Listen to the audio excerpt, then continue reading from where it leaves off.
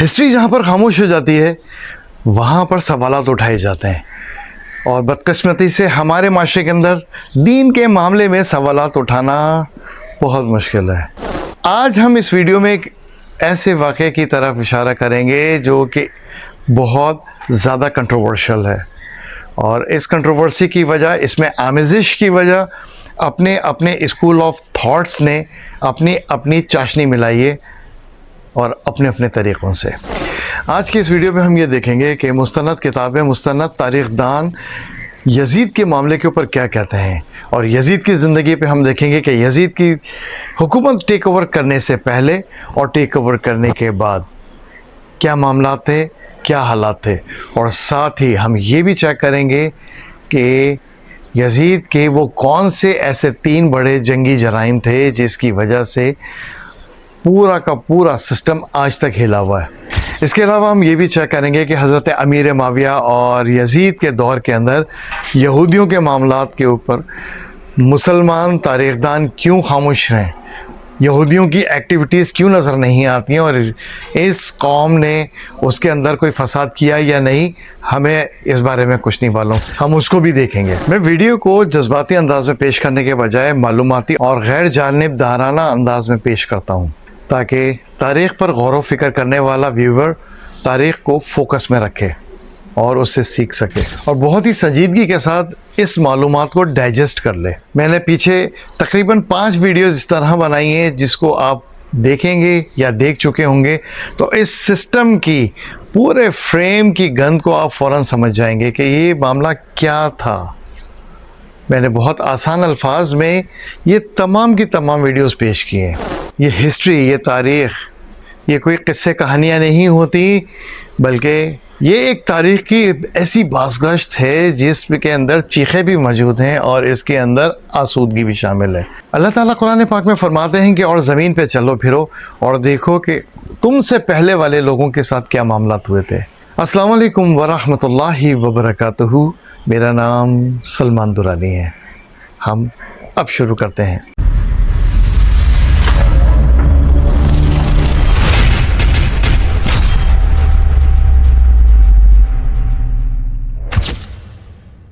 हज़रत अली अलैहिस्सलाम की शहादत के बाद अमलन ये खिलाफत हज़रत अमीर माविया के हाथ में आ चुकी थी। यानी हज़रत हसन टेक्निकली तौर पर तो खिलाफत राशिदा के 5वें खलीफा राशिद थे, जिनकी खिलाफत सिर्फ 6 महीने रही थी, मगर उनकी उस 6 महीने की खिलाफत को भी उस खिलाफत राशिदा का ही हिस्सा शुमार किया जाता है जो हज़रत अली के अंदर आती है। मगर खलीफा राशिद 5वें हज़रत हसन अलैहिस्सलाम थे, जिन्हें बाद में शहीद कर दिया गया था, और उन्होंने ये बहुत मुश्किल हालात देखे थे। हज़रत हसन जिस वक्त अपनी खिलाफत को संभाले हुए थे, उस वक्त अमीर माविया गवर्नर शाम थे। उस वक्त वो खिलाफत उन्होंने नहीं टेक ओवर की थी, बल्कि वो इस जद्दोजहद में लगे हुए थे कि किसी तरह की खिलाफत उनके पास आ जाए।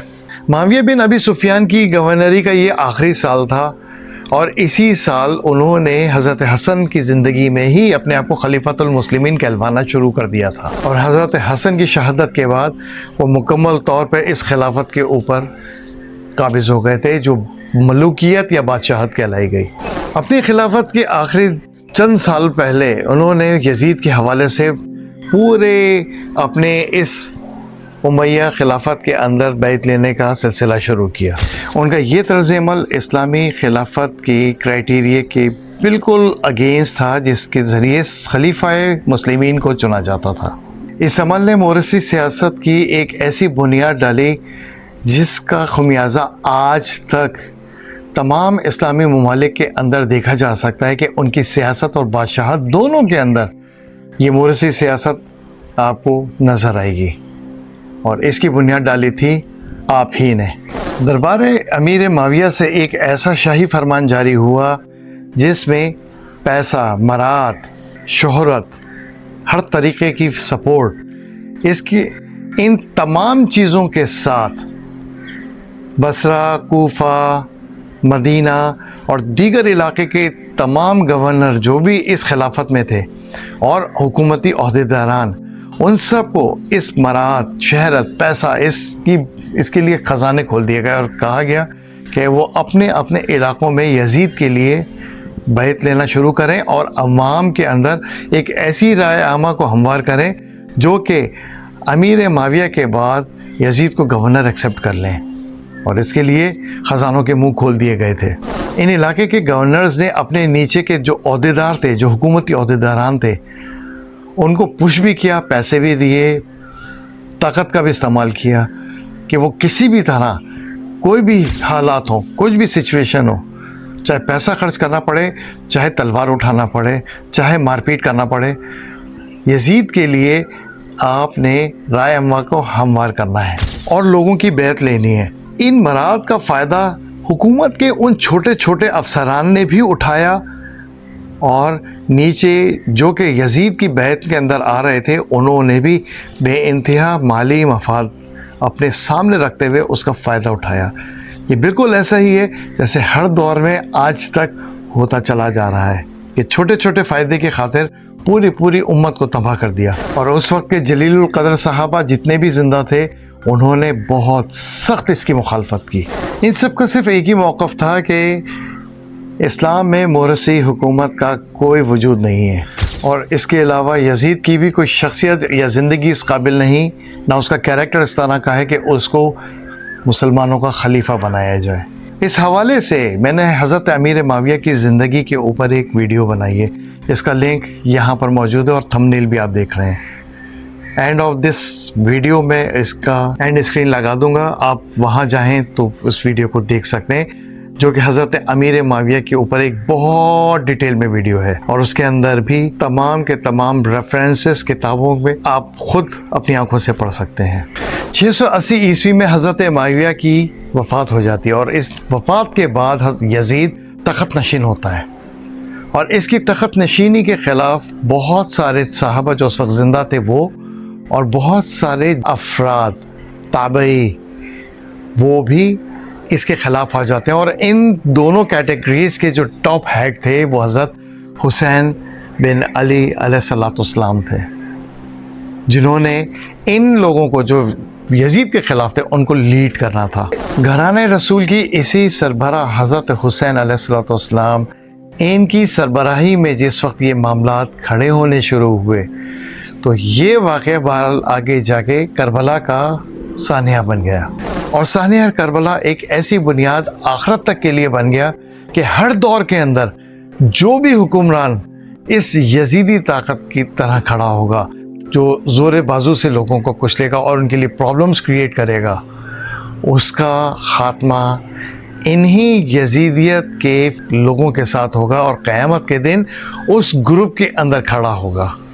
ये तमाम बातें मैं आगे प्रूफ करता हुआ चलूँगा कि ये कैसा है। अल्लाह ताला ने यजीद को 3 साल और 8 महीने से कुछ दिन कम तक हुक्मरान बनाया और इस मुख्तसर तरीन अरसे को इस्लामी तारीख़ में मुल्क उज़ूज़ कहा जाता है, यानी ज़ालिमाना बादशाहत का दौर। ये हुकूमत सियासी साजिश, ज़बरदस्ती और विरासती मंसूबे के तहत मिली थी और इसके अंदर इस्लामी उसूल तो कहीं थे ही नहीं। यजीद ने अपने आने वाले तारीख़ के लोगों के सामने एक ऐसा ट्रेंड सेट करके दे दिया है कि जो भी इस्लामी हुकूमत के अंदर एज अ रूलर हुकूमत करेगा या उसको सपोर्ट करेगा, चाहे वो हुकूमती अहदेदार हो या एक आम आदमी, वो यजीदियत को फॉलो करेगा और आखिरत में अपनी मौत के बाद उसी ग्रुप के साथ खड़ा किया जाएगा जिस रास्ते पर वो हुक्मरान चल रहा था और उसके इक़दाम को, उस शख्स को वो आम आदमी या वो अहदेदार या हुकूमती नुमाइंदा उस हुक्मरान को पसंद कर रहा था अपनी ज़िंदगी में और उसकी अच्छी और बुरी बातों को फॉलो कर रहा था, वो आखिरत में उसी ग्रुप के साथ उठाया जाएगा और वो सारा ग्रुप अपने बड़े ग्रुप यानी यजीदियों के ग्रुप के साथ होगा। ये हदीस देखिए, अगर आप जानते हैं कि अगर आपका हुक्मरान बदउलमान है, करप्ट है और उसके बावजूद भी आप उसको फॉलो कर रहे हैं, उसकी हिमायत कर रहे हैं, तो आप यजीदियत की तरफ खड़े हुए हैं। तय है। नहीं समझ में आता ना समझें। अप्रैल 680 ईस्वी से नवंबर 683 ईस्वी तक यजीद की ये हुकूमत कायम थी। ये बने 3 साल और तकरीबन 8 महीने, चंद दिन कम थे ये 8 महीने से। और इसी साल, जिस साल ये हुकूमत इसने टेक ओवर की थी यानी 680 के अंदर, इसी साल अगले चंद माह के बाद करबला का दर्दनाक वाक़या रूनुमा हो गया था, जिसने तारीख के दहारों को उलट पलट कर रख दिया था। करबला के बाद अहले बैत के साथ जो मामलात हुए उसके ऊपर भी मैंने एक वीडियो बनाई है कि करबला के शहदा की सरों को किस तरह यहाँ दमिश्क तक लेकर आया गया। इसके अलावा करबला के जो कैदी थे, जो घराने रसूल के चश्मो चिराग थे, उनको किस बेदर्दी के साथ, किस रूट के साथ यहाँ दमिश्क तक लेकर आया गया, इसके ऊपर भी मेरी एक बड़ी डिटेल के अंदर वीडियो है। वो यहाँ पर आप इसका थंबनेल भी देख लेंगे और यहीं पर इसको आपको लिंक भी दिखेगा। एंड ऑफ दिस वीडियो में उसका भी एंड स्क्रीन लगा दूंगा, आप उसको चाहें तो देख सकते हैं। 61 हिजरी के अंदर ये करबला का वाक़या हुआ और इसके ठीक 2 साल के बाद 63 हिजरी में इस शख्स ने मदीने के ऊपर चढ़ाई करवा दी थी और वाक़या हर्रा का एक बहुत दर्दनाक पहलू मदीने के अंदर दफन है। मदीने के ऊपर इस यजीदी फ़ौज की हमले की वजह से बहुत सारे लातादाद सहाबे शहीद हो गए थे। यही नहीं, 1000 से ज़ायद सहाबियात उनको प्रेग्नेंट कर दिया गया था जो कि गैर शादीशुदा थी। ये इस्लाम का वो सया बाब था, वो ऐसा चैप्टर था जिसके शहदा की कब्रें आज भी जन्नतुल बकी के कब्रिस्तान के अंदर मौजूद हैं और ये लोग कभी भी उनकी कब्रों की निशानदही नहीं करते थे कि वो कब्रें कौन सी हैं। मैंने उनके कब्र पे जाकर फातिहा ख्वानी की थी, मौका लगा और वो तस्वीर मेरे पास से निकल आई जो मैंने बहुत खामोशी से उनके कब्र पे ली थी। तो वो तस्वीर मैं आपको लगा दूंगा, नहीं तो सैटेलाइट से कोशिश करूंगा कि मैं आपको उन शहदा की, वाक़या हर्रा के शहदा की कब्रों को हाईलाइट कर दूं जो कि कन्फर्म सहाबा की कब्रें हैं जो कि उस वाक़े में शहीद हुए थे। सन 63 हिजरी के अंदर वाक़या हर्रा हुआ और उसके चंद माह के बाद 64 हिजरी आया और इसी यजीदी फ़ौज ने मक्का मुकर्रमा शहर के ऊपर हमला किया। उसकी वजह ये थी कि हज़रत अब्दुल्ला बिन ज़ुबैर रज़ी अल्लाह ताला अन्हु जो कि यहाँ से जा चुके थे और वो उस वक्त कहाँ थे, मक्के में थे। मक्के में उन्होंने इसकी बैत करने से इनकार कर दिया था और उनके नीचे वो तमाम उनके साथी भी थे जो इसके ख़िलाफ़ थे, क्योंकि हज़रत हुसैन अलैहिस्सलाम की शहादत हो चुकी थी, लोग तपे हुए थे, मदीना ने बगावत कर दी थी, वहाँ पे भी बहुत सारे सहाबा की शहादत हो चुकी थी।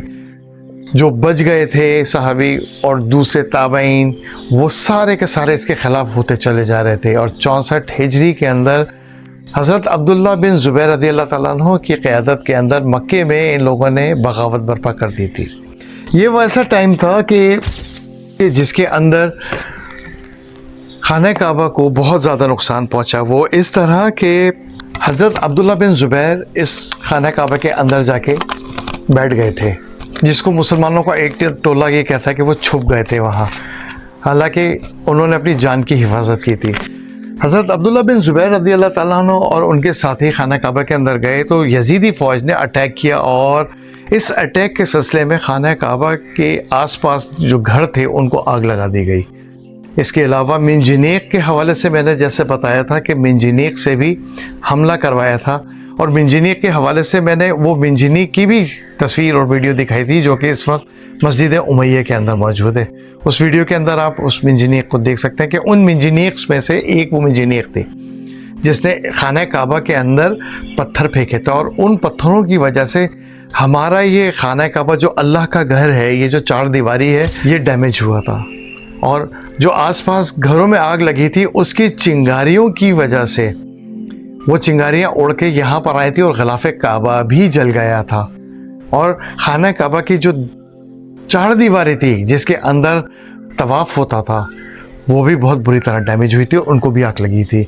और जब ग़िलाफ़े काबा जला तो उसके साथ ही खाना काबा की वो पुरानी छत जो एक कदीम ज़माने से चलती चली आ रही थी रसूलुल्लाह सल्लल्लाहु अलैहि वसल्लम से पहले, वो भी जल गई।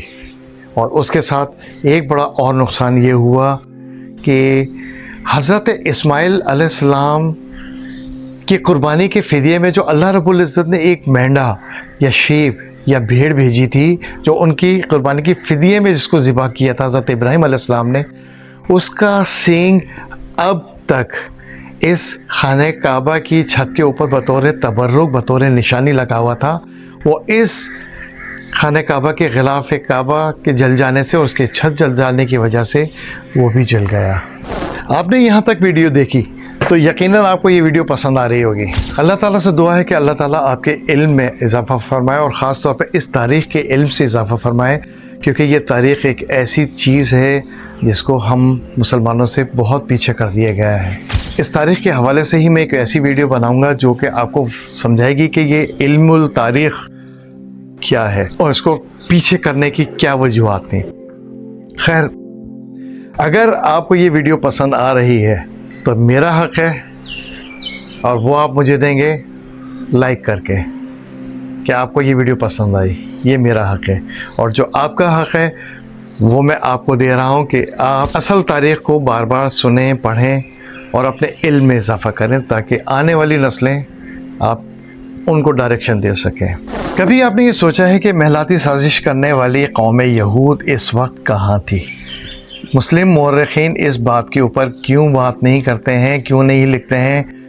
हमारे उल्मा इस बारे में क्यों खामोश हैं, उनका ज़िक्र क्यों नहीं करते हैं इस मामले में? उसकी वजह यह है कि मौजूदा दौर के उल्माए कराम के पास वो बेस ही नहीं है, क्योंकि उस ज़माने के तारीख़दारों ने उनके बारे में कुछ भी नहीं बताया, कुछ भी नहीं लिखा। तो हमारे उल्मा इस्तेमाल तो करते नहीं हैं, बस जो एक चीज़ पीछे से ला रही हैं उसी को लेके वो फॉरवर्ड कर देते हैं अपने मिर्च मसाले डालकर। वह ये था कि ये यहूदी कौम के अफराद एक ज़मी यानी माइनॉरिटी के तौर पर खिलाफत उमैया के अंदर रह रहे थे और ये कोई एक जगह पे आबाद तो थे नहीं, मुख्तलिफ़ जगहों पे थे और ये आम लोगों के अंदर घुल मिल कर अपना काम डाल रहे थे।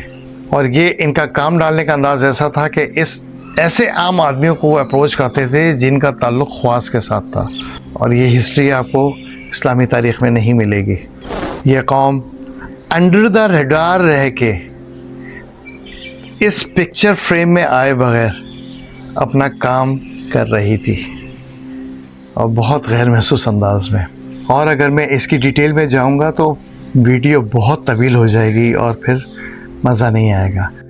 उसके लिए मैं आपको कुछ किताबें रेकमेंड करूंगा तो वो आप जाके पढ़ सकते हैं। आपको ये किताबें चंद एक और शायद ऑनलाइन भी मिल जाएं। मैं एक किताब आपको दिखाता हूँ जिसको मैं इस्तेमाल में कर रहा हूँ, तो वो किताब है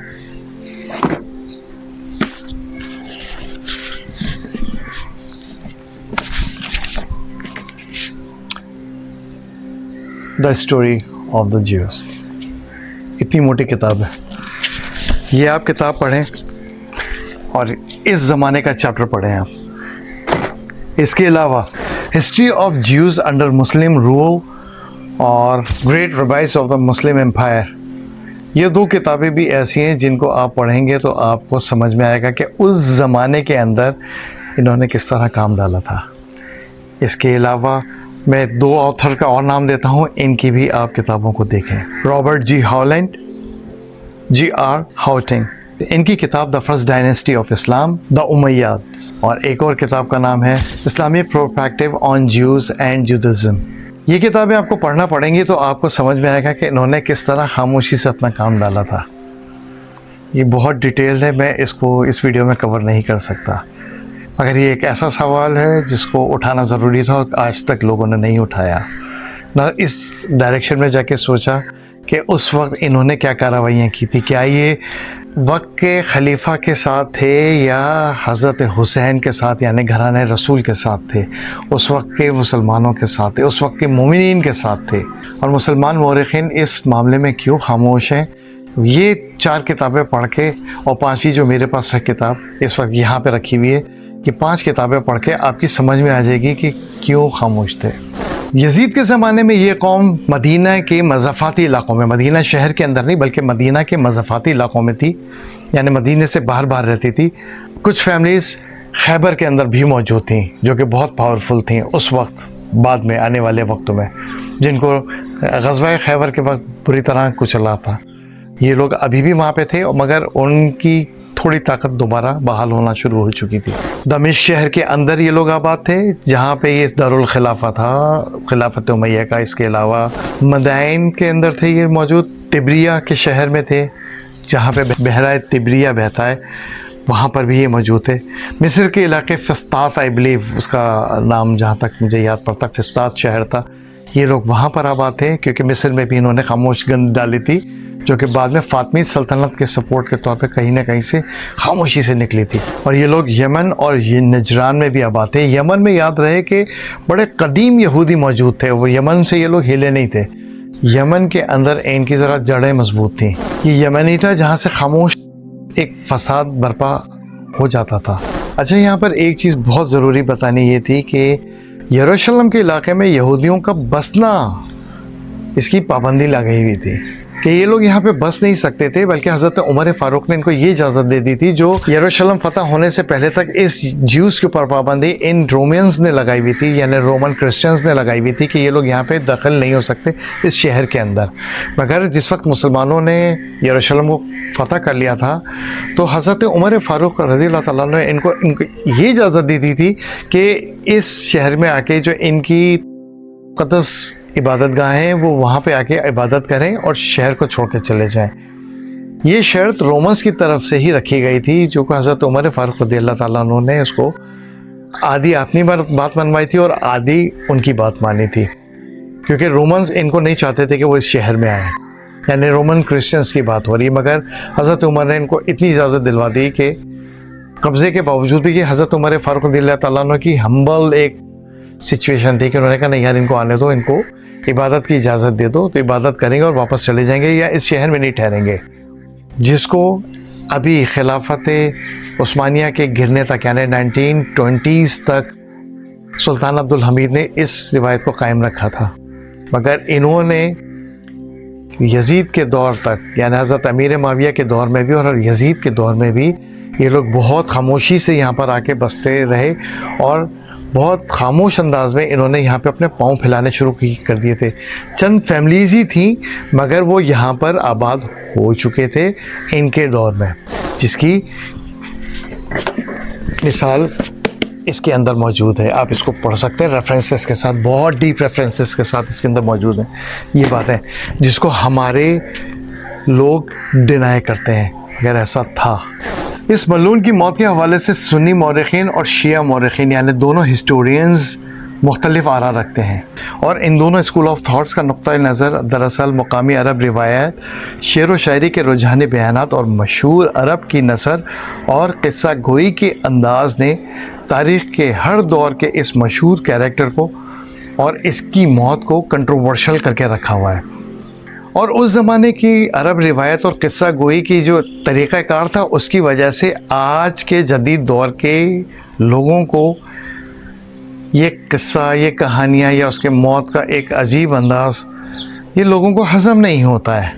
इन कहानियों को वो ये लोग डाइजेस्ट नहीं कर पाते हैं, जिसकी वजह से दीन में बहुत सारे मामला नए से नए अंदाज में जड़ पकड़ते जा रहे हैं। ये तमाम डिटेल कि ये मलून कब मरा, कहाँ मरा, किन हालात में मरा, किस वजह से मरा, इसके लिए क्या क्या कहानियाँ गढ़ी हुई हैं, क्या ये दमिश्क में दफन है, क्या ये किसी और शहर में दफन है, शिया और सुन्नी ये दोनों एक पेज पर क्यों नहीं आते हैं, ये तमाम डिटेल मैं अपनी अगली वीडियो में दूंगा, जो इस वीडियो का पार्ट 2 होगा। तो इंशाल्लाह अगली वीडियो इस हवाले से बहुत इम्पॉर्टेंट है, ये वो ज़रूर देखिएगा, ताकि आपके दिमाग में बहुत सारे सवालात जो हैं वो क्लियर हो जाएंगे।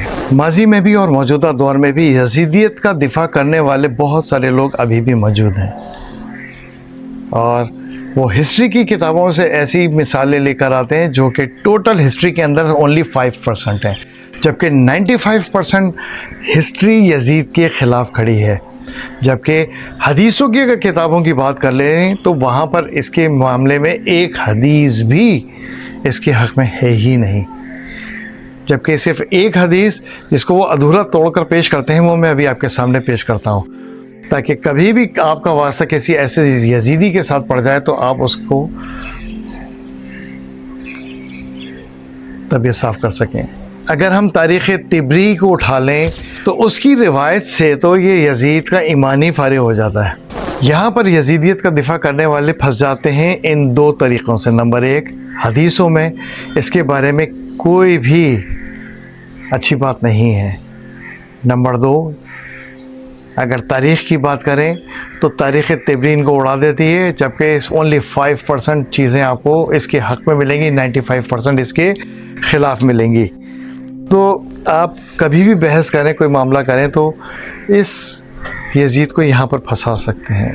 यजीद को दिफा करने वाले चाहे अहले हदीस हो या सुन्नी लोग, ये जो थोड़े पढ़े लिखे होते हैं, जो थोड़ा तारीख़ का मुताला करके बैठे होते हैं, वो एक सहाबी से रिवायत लेकर आते हैं जो कि अधूरी पेश करते हैं। इसको अगर आप पूरा कॉन्टेक्ट में देखेंगे, पूरी सहाबी की रिवायत को पढ़ेंगे, तो आपको क्लियर हो जाएगा कि वो क्या मामला था, अगर वो कभी भी अधूरी से आगे नहीं जाते हैं। वो मामला था मोहम्मद बिन हनफिया, जो कि हज़रत अली रज़ियल्लाहु ताला अन्हु के साहबजादे थे। एक हनफिया नाम की औरत से वो पैदा हुए थे और ताबई थे, साहबी नहीं थे, ताबई थे। याद रखिएगा कि हज़रत अली के साहबजादे मोहम्मद बिन हनफिया ताबई थे और उनकी मुलाकात हुई थी एक सहाबी से जिनका नाम था अब्दुल्ला बिन मोती रज़ियल्लाहु ताला अन्हु। अब्दुल्ला बिन मोती रज़ियल्लाहु ताला अन्हु अपने चंद साथियों के साथ आते हैं हज़रत अली के साहबजादे के पास, जिनका नाम मोहम्मद बिन हनफिया था। ये गौर से सुनिएगा, इस चीज़ को समझिएगा, ये बहुत इंपॉर्टेंट है, यहाँ पे वारदात डाली जाती है। तो मोहम्मद बिन हनफिया के पास सहाबी रसूल आते हैं और वो उनको समझाते हैं कि आपके भाई हुसैन अलैहिस्सलाम को यजीद ने शहीद कर दिया है, तो आप क्यों उस मलून के ख़िलाफ़ एक्शन नहीं लेते हैं। तो उन्होंने फरमाया, यानी हज़रत अली के साहबजादे यानी हज़रत हुसैन के भाई ने, मोहम्मद बिन हनफिया ने फरमाया कि वो कुछ अरसे जाके वहाँ रहे हैं यजीद के पास, और वहाँ पर उस लोगों ने देखा कि वो बहुत नमाजी परहेज़गार है, सूम सलात का पाबंद है और बहुत दीनदार किस्म का है। तो फिर इसके जवाब में उन सहाबी रसूल ने उनको समझाया कि आप जितने अरसे वहाँ पर रहे हैं, उसने आपके सामने ड्रामेबाजी की है। वो ना सोम सलात का पाबंद है, बल्कि वो कुरान के अहकामात के ख़िलाफ़ जाता है। इसके अलावा अय्याशी की ज़िंदगी गुजारता है। और ये तमाम वाक़या अल-बदाया व नाया में इमाम इब्न कसीर ने नकल किया है। तो ये यजीद की हिमायत में लेकर जो बात आई जाती है, वो यहाँ से लेकर आई जाती है और लोगों को कायल करने की कोशिश की जाती है कि हज़रत अली के बेटे हज़रत हुसैन के भाई ने उनकी तारीफ़ की थी। ये बात यहीं पे लाके रोक देते हैं। उसका अगला पोर्शन जो सहाबी रसूल ने फरमाया था वो नहीं बयान करते। अब यहाँ पे एक टेक्निकल बात है, इसको गौर कीजिएगा। ये मैं सवाल आपसे पूछ रहा हूँ कि जब भी कोई हदीस आई जाती है, लेके आई जाती है, सामने बात की जाती है, एक होता है ताबई का बयान, एक होता है सहाबी का बयान। तो किसकी बात को माना जाएगा, ताबई या सहाबी? डेफिनेटली सहाबी की बात को ऊपर रखा जाएगा, ताबई की बात को बाद में रखा जाएगा। बेशक वो हज़रत अली के साहबजादे थे, मगर वो ताबई थे, मगर सहाबी रसूल की बात को ऊपर रखा जाएगा, वो भी वो सहाबी रसूल जो हज़रत अली के साथ खड़े हुए थे। जनाब, ये ऐसा टेक्निकल पॉइंट है जिसको लोग नहीं समझ सके हैं, और वो अधूरी बात ये ज़िंदीक़ लोग, ये झूठे लोग अधूरी हदीस को लेकर मार्केट में आ जाते हैं। इस वारदात को गौर से समझिएगा। इस हवाले से मैं 3 हदीसें पेश करूंगा और इन हदीसों को आपने गौर फ़िक्र के साथ देखना है कि ये क्या हदीसें थी और रसूल पाक सल्लल्लाहु अलैहि वसल्लम क्या चाहते थे। साहबा जो चाहते थे वो चाहते थे, मगर हमें रसूलुल्लाह सल्लल्लाहु अलैहि वसल्लम की ख्वाहिशात को मद्देनज़र रखना पड़ेगा। रसूलुल्लाह सल्लल्लाहु अलैहि वसल्लम से इस मामले के ऊपर ये 3 हदीसें ऐसी बेस हैं जिनसे सुन्नी मसलक के बहुत सारे उलमा कतराते हैं, इस हदीस को डाइवर्ट करते हैं। I am so sorry to say, but this is the fact. ये मैं 3 हदीस आपके सामने पेश करता हूँ। रसूलुल्लाह की पहली हदीस की जो लुबे-लुबाब है, उनका ये फरमान था कि कुरैश का ये कबीला मेरी उम्मत को हलाकत में डालेगा। लफ्ज़ उम्मत याद रखिएगा, उम्मत उम्मत उम्मत। कुरैश का यह कबीला मेरी उम्मत को हलाकत में डालेगा, तो बेहतर है कि मेरी उम्मत इनसे अलग रहे। यह है सही मुस्लिम की हदीस नंबर 7325। यह आपके सामने स्क्रीन पर मौजूद है, आप इस हदीस को ख़ुद पढ़ें। और लफ्ज़ है उम्मत, उम्मत को याद रखिएगा कि ये उम्मत उस ज़माने की उम्मत नहीं है, हम भी इसमें शामिल हैं। क़यामत तक जितने भी रसूल अल्लाह की उम्मत में शामिल लोग हैं वो सब इसमें शामिल हैं, उम्मत, ठीक है। दूसरी हदीस, मेरी उम्मत की तबाही कुरैश के चंद लड़कों के हाथों होगी। मेरी उम्मत की तबाही, ये हज़रत अबू हुरैरा के बयान है करदा हैं, ये तीनों हदीस है। ये दूसरी हदीस भी हज़रत अबू हुरैरा से कि मेरी उम्मत की तबाही कुरैश के चंद लड़कों के हाथों होगी। और ये सुन रहा था मरवान मदीना में मस्जिद नबवी के अंदर बैठा हुआ, तो इसने वहीं बैठे बैठे कहा, इन लड़कों पर अल्लाह की लानत हो।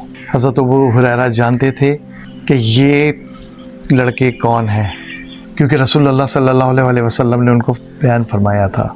उनमें ये मरवान भी शामिल था और ये यजीद भी शामिल था कि उम्मत की तबाही इन लड़कों के हाथों होगी। और मरवान ने अल्लाह की लानत भेजी। अल्लाह की लानत बहुत बड़ी चीज़ होती है। लानत का मतलब होता है कि जिन पे अल्लाह की रहमतें ना हो, नहुसत हो इनके ऊपर, या मनहूस लोग जो होते हैं, जिसको हम पाकिस्तान में कह सकते हैं, तो अल्लाह की रहमत से बहुत दूर लोग हों ये। तो मरवान ने अपने ऊपर भी लानत भेजी, अपने आने वाली नस्लों पे भी लानत भेजी और यजीद पे भी लानत भेजी थी।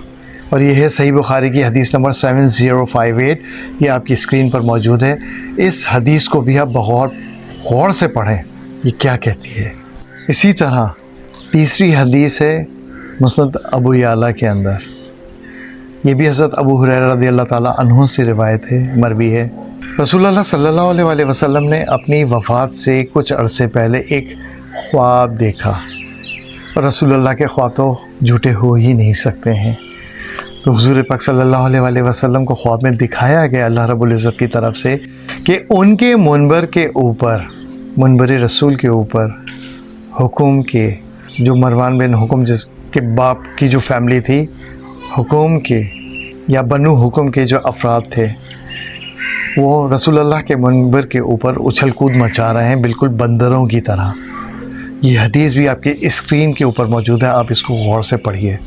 और ये हदीस नंबर है 6430 मुस्नद अबी याला की। हज़रत अबू हुरैरा रज़ियल्लाहु ताला अन्हु फरमाते हैं कि इसके बाद मैंने रसूल पाक सल्लल्लाहु अलैहि वसल्लम को उनके विसाल तक कभी मुस्कुराते हुए नहीं देखा। वो इतने रंजीदा गमज़दा हो चुके थे।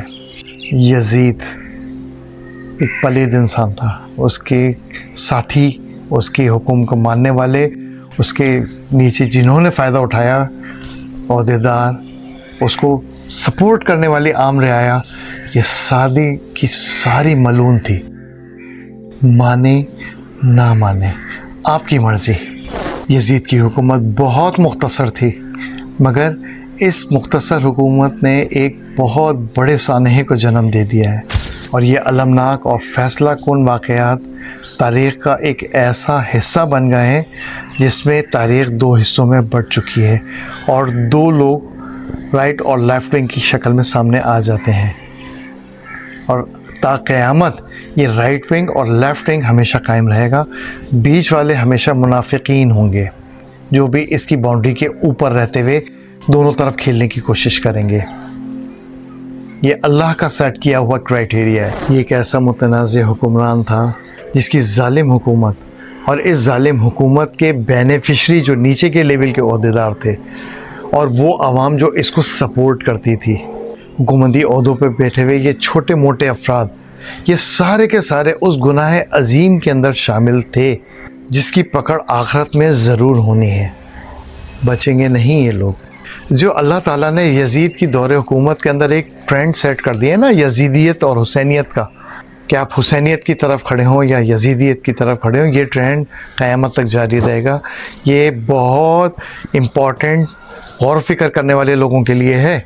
जो गौर व फिक्र नहीं करेगा वो आखिरत में उसके सामने जब ये मामला खड़ा होगा तब उसकी समझ में आएगा कि वो ज़िंदगी में कितनी बड़ी मिस्टेक कर चुका है। इसीलिए तारीख़ को मुसलमानों से दूर किया गया है ताकि इस तरह के जो मामला हैं उन पर गौर व फिक्र मुसलमान करे ही ना, उसको भेड़ बकरियों की तरह जहाँ हका जाए वहाँ हकता चला जाए। ये बहुत इम्पॉर्टेंट मामला था और गौर व फिक्र करना इसीलिए इम्पॉर्टेंट है कि ये वाक़या तक क़यामत, जब से अब तक जो जहाँ खड़ा है, जिस तरफ खड़ा है, जिसके साथ खड़ा है और जिस लिए खड़ा है, वो लाख नमाज़ें पढ़ ले, हज़ारों हज कर ले, लाखों लोगों को खाना खिला दे, अल्लाह के सेट किए हुए इस पैमाने के तहत अगर वो यजीदियत के साथ किसी भी दौर में खड़ा हुआ है, चाहे वो आज का दौर हो, चाहे वो माजी का दौर हो या आने वाले वक्तों का दौर हो, किसी भी तरफ खड़ा हुआ है, चाहे वो यजीदियत की तरफ है या हुसैनियत की तरफ, अपनी फ्री विल के मुताबिक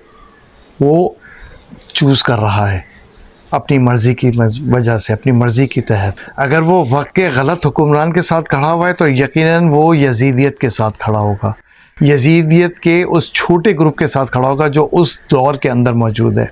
और वो अगर हुसैनियत की तरफ जाता है, मुश्किल टाइम लेता है, मुश्किल चीज़ें देखता है, गलत को गलत, सही को सही कहता है और अपने छोटे छोटे फ़ायदों के चक्कर में नहीं पड़ता जो कि यजीदियत में उसको मिल सकती है, तो वो फिर हुसैनियत के साथ उठाया जाएगा, हुसैनियत के ग्रुप में आ जाएगा, उस दौर के हुसैनी छोटे से ग्रुप के अंदर आ जाएगा। और जब यजीदियत के उन मामलात का अगर वो बेनिफिशरी बन जाता है तो रोज़े क़यामत के दिन ये जो छोटे छोटे ग्रुप्स होंगे जो उस ट्रेंड सेट के टाइम से, यानी करबला के मैदान से लेके आज तक और क़यामत तक जारी है, वो छोटे छोटे सारे ग्रुप उस यजीद की सरबराही में रोज़े महशर में उस बड़े ग्रुप के साथ शामिल हो जाएंगे और हुसैनियत वाले हुसैनियत की तरफ चले जाएंगे।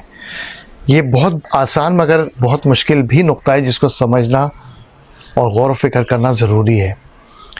यानी हर दौर के छोटे छोटे ग्रुप उस बड़े ग्रुप के साथ जाके शामिल हो जाएंगे बरोज़े क़यामत के मैदान महशर में, वहाँ पे फ़रिश्ते उनको उस जगह पे खड़ा करेंगे।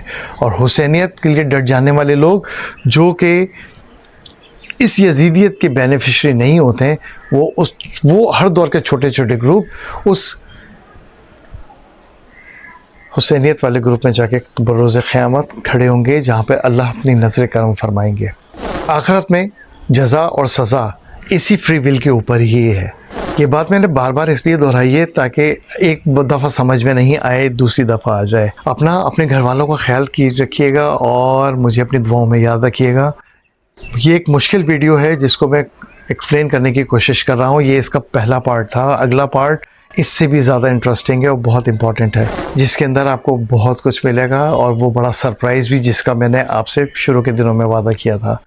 इस तमाम सिचुएशन को समझने के लिए मेरी पिछली 4-5 वीडियोज़ हैं, उनको ज़रूर देखिए जो अहले बैत से शुरू हैं। और अगर उससे पीछे भी अगर आप सहाबा के हवाले से डिस्कस करना चाहें, समझना चाहें कि ये दो अलग अलग ग्रुप के सहाबा कौन है, तो अहले बैत से पीछे की वीडियो वो है। वहाँ से अब तक की जितनी भी वीडियो लाइन से हैं ये बहुत इम्पॉर्टेंट हैं, इनको ज़रूर देखिए ताकि इस ज़माने की कन्फ्यूजन अगर आपके दिमाग में है तो इंशाल्लाह वो दूर हो जाएगी।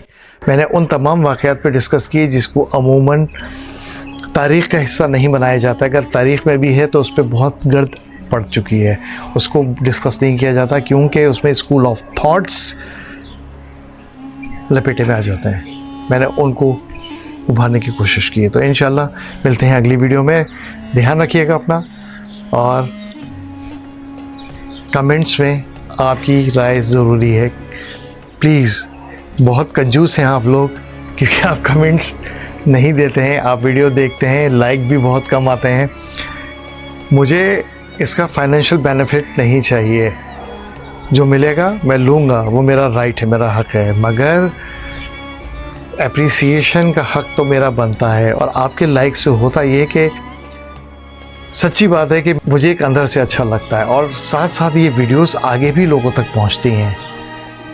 तो प्लीज़ थोड़ा सा दिल को बड़ा रखें, कंजूसी ना करें, अपने घर वालों का ख्याल कीजिएगा। इंशाल्लाह अगली वीडियो में जो बहुत ज़्यादा इम्पॉर्टेंट है, एक बड़ा सरप्राइज़ भी इसमें मुंतज़िर है आपका। अस्सलाम वालेकुम व रहमतुल्लाहि व बरकातुहू।